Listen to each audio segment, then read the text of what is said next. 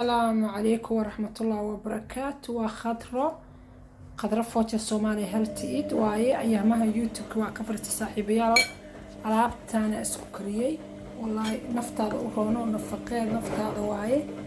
waxa waaye cambuuladeeni oo habeeyay adduunyo ku daray baamiye ku daray haddana sooskaan aan ku darsanayaa sooskaas aan dhinacyada kaga daray sooskaas waxa waaye waa timir shiidan baa ka suubiyay timir baan ka suubiyay waa soos cambuuladaas qofka inta barta alaabta isku karkarsada aad bay benefit u leedahay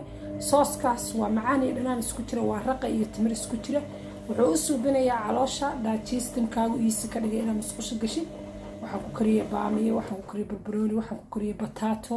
ma fahanteen alaabta isku dhuuq waaye waa khadra foojar Soomaali healthiga ayaamaha waa ka fariistay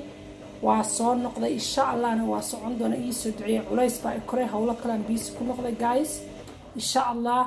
la soco naftaada u roono nafaqeen naftaada inta gabadhii cunta calool weyn ma yeelanayso taayad ma noqonayso nin iyo naagba